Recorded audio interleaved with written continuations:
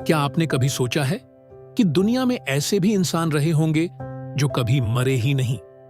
Bible में 3 ऐसे पुरुषों का जिक्र किया गया है जिनकी मृत्यु नहीं हुई।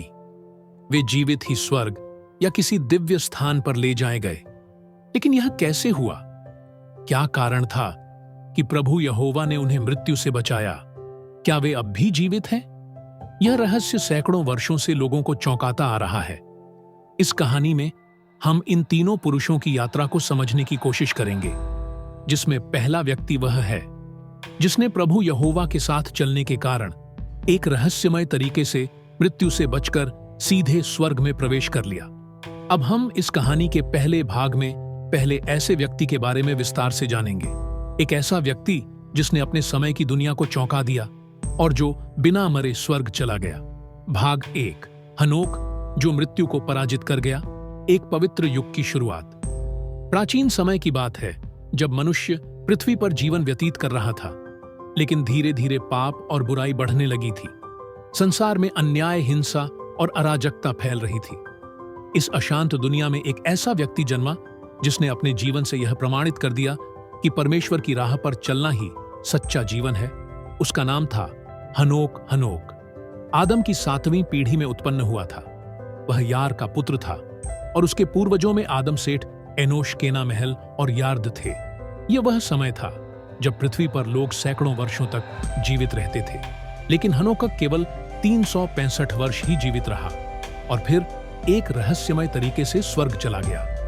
हनोक का प्रारंभिक जीवन। हनोक का जन्म एक साधारण परिवार में हुआ, लेकिन उसके हृदय में प्रारंभ से ही प्रभु यहोवा के प्रति गहरी श्रद्धा थी।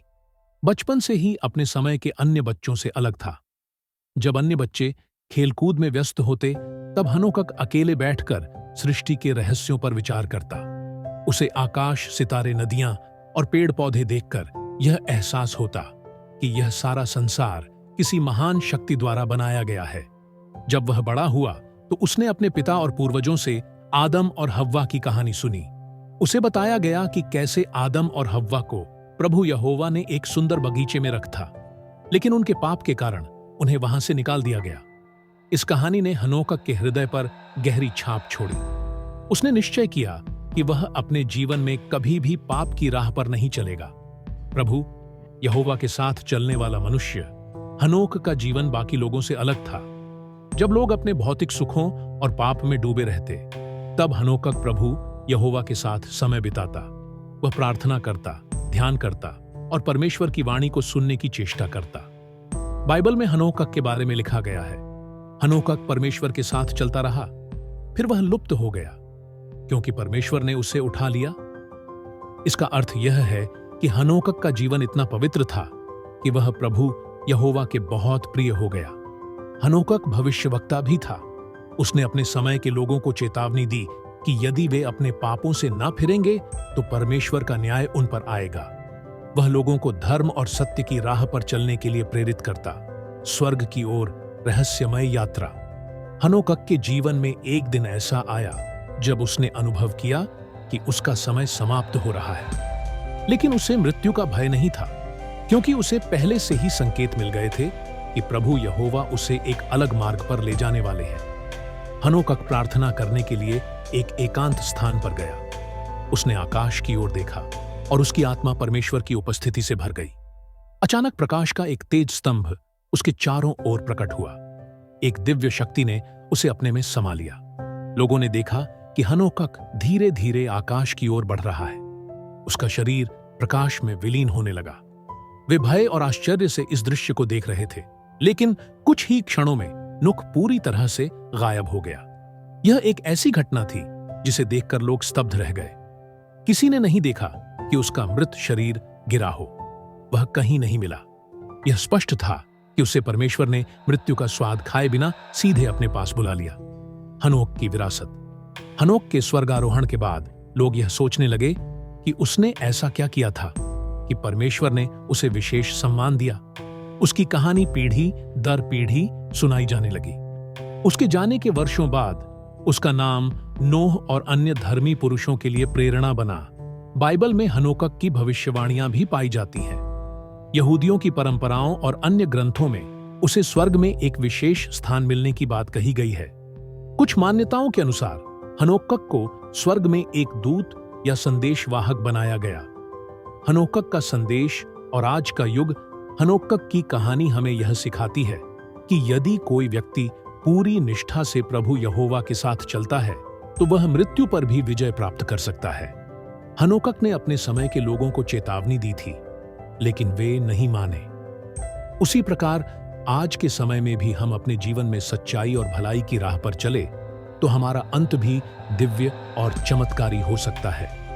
अगली कहानी में हम देखेंगे कि कैसे एक भविष्यवक्ता अग्निमय आमार, एलियाह का प्रारंभिक जीवन और गुलावाड़ की कहानी इस्राएल में शुरू होती है। वह तिस्पी नामक स्थान से था, इसलिए उसे एलिया तिस्पी भी कहा जाता है। उसका समय वह था जब इस्राएल में राजा आब का शासन था। आहा, सबसे दुष्ट राजाओं में से एक था। उसने अपनी पत्नी इबेल के प्रभाव में आकर इस्राएल में मूर्ति पूजा को बढ़ावा दिया और लोगों को परमेश्वर से दूर कर दिया। परमेश्वर ने एलिया को चुना कि वह इस्राएल को चेतावनी दे और लोगों को सही मार्ग पर लाए। एक दिन परमेश्वर की आत्मा ने एलिया से कहा, जाओ राजा आपके पास जाओ और उससे कहो कि यदि वह और इस्राएल के लोग अपने पापों से नहीं फिरेंगे तो देश में बारिश नहीं होगी। एलियाह परमेश्वर की आज्ञा का पालन करता है और राजा आब के सामने जाकर भविष्यवाणी करता है। यहोवा इस्राएल का परमेश्वर जिसके सामने मैं खड़ा हूं, यह कहता है, इन वर्षों में ना तो ओस पड़ेगी और ना ही वर्षा होगी, जब तक मैं ना कहूं। जैसे ही उसने यह घोषणा की, पूरे देश में सूखा पड़ना शुरू हो गया। चमत्कार और परीक्षा को द्वारा भोजन की व्यवस्था जब सूखा बढ़ता गया तो आब और इबेल ने एलिया को मारने की योजना बनाई, लेकिन परमेश्वर ने उसे सुरक्षित स्थान पर भेज दिया। परमेश्वर ने कहा, तू केत नदी के पास जाकर छुप जा, मैं कव को भेजूंगा जो तुझे भोजन लाकर देंगे। एलियाह परमेश्वर की बात मानता है और वहां जाकर छुप जाता है, जैसा कि परमेश्वर ने कहा था। कोए उसे हर सुबह और शाम रोटी और मांस लाकर देते हैं। एक विधवा का चमत्कार, जब केरी नदी सूखने लगती है तो परमेश्वर एलिया को एक विधवा के पास भेजता है। वह विधवा बहुत गरीब थी और उसके पास केवल एक मुट्ठी आटा और थोड़ा सा तेल था। एलिया उससे कहता है, डरो मत, पहले मेरे लिए एक रोटी बनाओ, फिर अपने और अपने बेटे के लिए बनाना, क्योंकि यहोवा कहता है कि जब तक बारिश नहीं होगी तब तक आटा और तेल खत्म नहीं होंगे। जैसे ही विधवा एलिया की बात मानती है, उसका आटा और तेल कभी खत्म नहीं होते। यह परमेश्वर की शक्ति का एक और प्रमाण था, मृत बालक को जीवित करना। एक दिन उस विधवा का पुत्र बीमार पड़ गया और उसकी मृत्यु हो गई।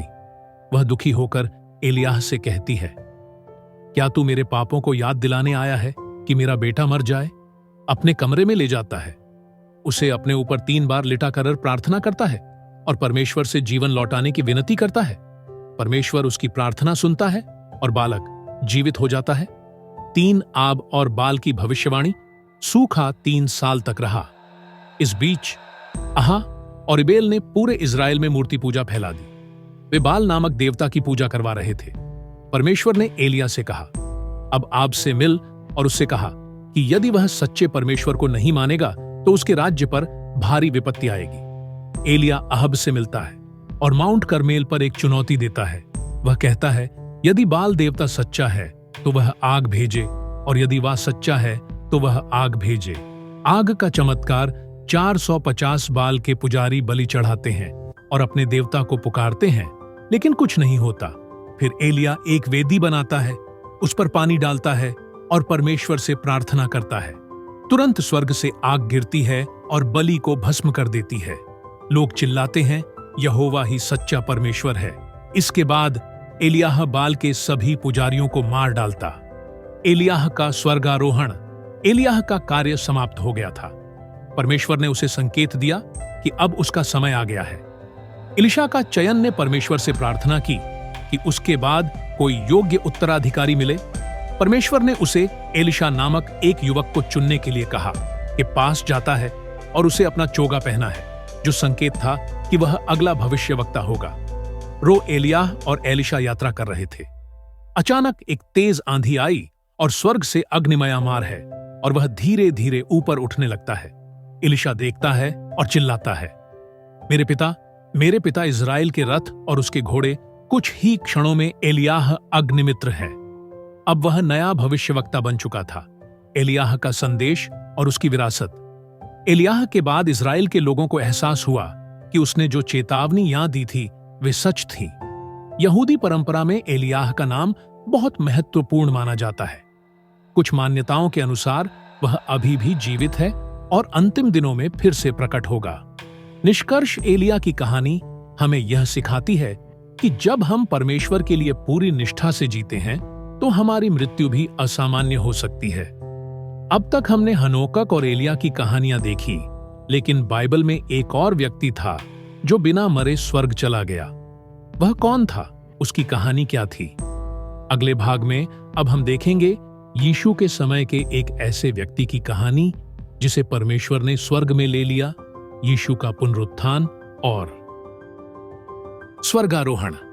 भाग 3, यू मसीह, जो मृत्यु को पराजित कर स्वर्ग चला गए। हनोकक और एलिया ऐसे दो पुरुष थे जिन्हें परमेश्वर ने बिना मृत्यु देखे स्वर्ग बुला लिया। लेकिन बाइबल में एक और व्यक्ति का उल्लेख है जो मृत्यु के बाद पुनर्जीवित हुआ और फिर स्वर्ग में उठा लिया गया। वह है यीशु मसीह। यीशु का जीवन, मृत्यु, पुनरुत्थान और स्वर्गारोहण एक ऐसा रहस्य है जिसने पूरी मानवता को भावित किया। उनकी कहानी केवल एक धार्मिक कथा नहीं, बल्कि विश्वास, आशा और मुक्ति का प्रतीक है। इस भाग में हम विस्तार से देखेंगे यीशु का जीवन और शिक्षाएं, उनकी मृत्यु और पुनरुत्थान, कैसे उन्होंने अपने शिष्यों को अंतिम संदेश दिए और अंत में कैसे वे बादलों में उठाए गए और स्वर्ग चले गए। यीशु मसीह का जीवन और उनकी शिक्षाएं गली का एक साधारण बढ़ई। यीशु का जन्म बेथलहम में हुआ था, लेकिन उनका पालन पोषण नासक नामक छोटे से गांव में हुआ। उनके सांसारिक पिता यूसुफ एक बढ़ई थे और उनकी मां मरियम परमेश्वर की कृपा से गर्भवती हुई थी। बचपन से ही यीशु असाधारण थे। जब वे 12 वर्ष के थे तो उन्होंने मंदिर में धर्मशास्त्रियों के साथ ऐसी चर्चाएं की कि सब चकित रह गए। लेकिन उनकी असली पहचान तब प्रकट हुई जब वे 30 वर्ष के हुए। बती और सेवा काल की शुरुआत, जब यीशु 30 वर्ष के हुए तो वे जॉर्डन नदी के पास गए, जहां यूहन्ना बपतिस्मा देने वाला लोगों को पापों से पश्चाताप करने का संदेश दे रहा था। यीशु ने भी बपतिस्मा लिया और जैसे ही वे पानी से बाहर आए, आकाश खुल गया और एक आवाज आई, यह मेरा प्रिय पुत्र है जिससे मैं अत्यधिक प्रसन्न हूं। इसके बाद यीशु ने प्रचार करना शुरू किया, चमत्कार और संदेश। यीशु ने कई चमत्कार किए, जैसे अंधों को दृष्टि देना, लंगड़ को चलने योग्य बनाना, कोढ़ियों को शुद्ध करना, पानी को दाखरस में बदलना, 5 रोटियों और 2 मछलियों से 5000 लोगों को भोजन कराना, समुद्र की आंधी को शांत करना। लेकिन उनका सबसे महत्वपूर्ण कार्य था प्रभु यहोवा के राज्य का प्रचार। उनका संदेश स्पष्ट था, परमेश्वर का राज्य निकट है, इसलिए पश्चाताप करो और सुसमाचार पर विश्वास करो। यीशु की मृत्यु और पुनरुत्थान, विश्वासघात और क्रूस पर चढ़ाया जाना। जब यीशु के अनुयायियों की संख्या बढ़ने लगी तो यहूदी धर्म गुरुओं को चिंता होने लगी। उन्हें लगा कि यीशु उनकी सत्ता को चुनौती दे रहे हैं, इसीलिए उन्होंने उनके विरुद्ध षड्यंत्र रचा। उनके अपने शिष्य यहूदा इस्करियों ने उन्हें 30 चांदी के सिक्कों के बदले धोखा दिया। यीशु को गिरफ्तार कर लिया गया और उन्हें रोमी राज्यपाल पिलातोस के सामने प्रस्तुत किया गया। पिलातोस को यीशु में कोई दोष नहीं मिला, लेकिन भीड़ ने चिल्लाकर मां की उसे क्रूस पर चढ़ाओ। अंततः यीशु को एक भारी लकड़ी के क्रूस पर कीलों से जड़ दिया गया। उनके सिर पर कांटों का मुकुट रखा गया और उनकी मृत्यु हो गई। तीसरे दिन पुनरुत्थान। लेकिन कहानी यहीं खत्म नहीं हुई। 3 दिन बाद जब कुछ महिलाएं उनकी कब्र पर गईं, तो उन्होंने देखा। विस्तार से इन सवालों के उत्तर खोजें। परमेश्वर के साथ चलना। हनोकक का सबक, निरंतर परमेश्वर के साथ चलना। अनु का सबसे बड़ा गुण यह था कि वह परमेश्वर के साथ चलता रहा। उत्पत्ति 5:2। इसका अर्थ केवल यह नहीं है कि वह धार्मिक था, बल्कि इसका मतलब यह है कि उसका हृदय परमेश्वर के प्रति पूर्ण रूप से समर्पित था। आज हम इससे क्या सीख सकते हैं? हमें अपने जीवन में परमेश्वर को प्राथमिकता देनी चाहिए। प्रार्थना और साधना को अपनी दिनचर्या का हिस्सा बनाना चाहिए। अपने विचारों और कर्मों को शुद्ध रखना चाहिए। पवित्रता और धर्मनिष्ठ जीवन। हनोकक ऐसे समय में जी रहा था जब दुनिया पाप, और अधर्म से भरी हुई थी। फिर भी उसने अपने मार्ग को शुद्ध रखा और पूरी तरह से परमेश्वर पर भरोसा किया। हमारे लिए सीख, दुनिया चाहे कैसी भी हो, हमें अपने मूल्यों और विश्वास पर अडिग रहना चाहिए। हमें भी हनोकक की तरह एक धर्मी जीवन जीने का प्रयास करना चाहिए, ताकि परमेश्वर हमें अपने निकट रख सके। निडरता और प्रभु यहोवाई विश्वास, एलियाह का सबक, सत्य की रक्षा के लिए खड़े होना। एलियाह अकेले उस समय के सबसे शक्तिशाली राजा आब और उसकी दुष्ट पत्नी इबेल के खिलाफ खड़ा हुआ, जिन्होंने पूरे इज़राइल को मूर्ति पूजा में डाल दिया था। हम क्या सीख सकते हैं? जब भी हमें सही और गलत के बीच चुनाव करना हो, तो हमें बिना डरे सत्य का पक्ष लेना चाहिए। यदि हम सत्य के लिए खड़े होते हैं, तो परमेश्वर हमारी रक्षा करता है। प्रार्थना की शक्ति। एलिया ने जब प्रार्थना की तो स्वर्ग से आग गिरी, बारिश रुकी और फिर उसकी प्रार्थना से ही बारिश आई। सीख, प्रार्थना सिर्फ एक धार्मिक क्रिया नहीं है, बल्कि यह वास्तविक शक्ति रखती है। यदि हम सच्चे हृदय से प्रार्थना करें, तो परमेश्वर हमारी सुनता है। धैर्य और भरोसा। एलियाह को कई बार कठिनाइयों का सामना करना पड़ा। वह कभी कभी अकेला और हताश महसूस करता था, लेकिन उसने परमेश्वर पर भरोसा रखा। हमारे जीवन में यह क्यों महत्वपूर्ण है? जीवन में कठिनाइयां बस आएंगी, लेकिन हमें धैर्य रखना होगा। यदि हम परमेश्वर पर भरोसा रखते हैं, तो वह हमें सही मार्ग दिखाएगा। प्रेम, बलिदान और पुनरुत्थान। यीशु मसीह का सबसे बड़ा सबक का प्रेम और करुणा। यीशु ने सिखाया कि सबसे बड़ा नियम है परमेश्वर और अपने पड़ोसी से प्रेम करना। आज के समय में इसकी प्रासंगिकता। यदि हम एक दूसरे से प्रेम और करुणा से व्यवहार करें, तो दुनिया में शांति और सद्भाव बढ़ेगा। हमें नफरत और कटुता को छोड़कर दयालु बनना चाहिए। सेवा और नम्रता। यीशु परमेश्वर का पुत्र थे, लेकिन उन्होंने स्वयं को राजा के रूप में प्रस्तुत नहीं किया। वे एक साधारण सेवक की तरह लोगों की सेवा करते रहे। सीख।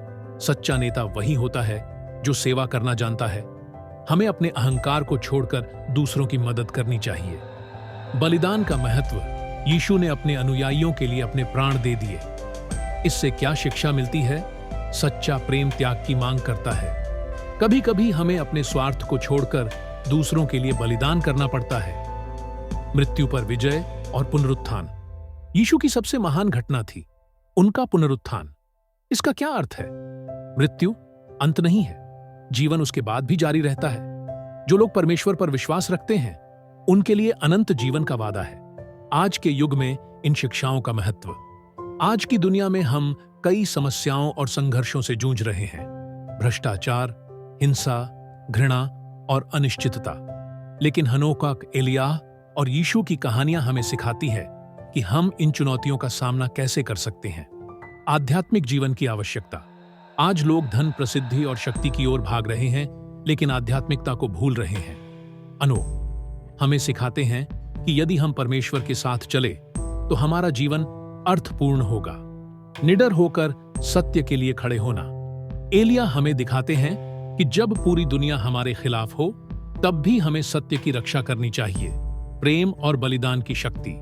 यीशु हमें सिखाते हैं कि घृणा का उत्तर प्रेम से देना ही सच्ची शक्ति है। निष्कर्ष। हनोकक, एलिया और यीशु की कहानियां केवल इतिहास नहीं है, बल्कि वे हमारे जीवन के लिए मार्गदर्शक हैं। यदि हम हनोकक की तरह परमेश्वर के साथ चले, तो हमारा जीवन धन्य होगा। यदि हम एलियाह की तरह निडरता से सत्य की रक्षा करें, तो हमें प्रभु यहोवाई शक्ति प्राप्त होगी। यदि हम यीशु की तरह प्रेम, सेवा और बलिदान का जीवन जी, तो हमें अनंत जीवन मिलेगा। अब यह हम पर निर्भर करता है। क्या हम परमेश्वर के साथ चलने के लिए तैयार हैं?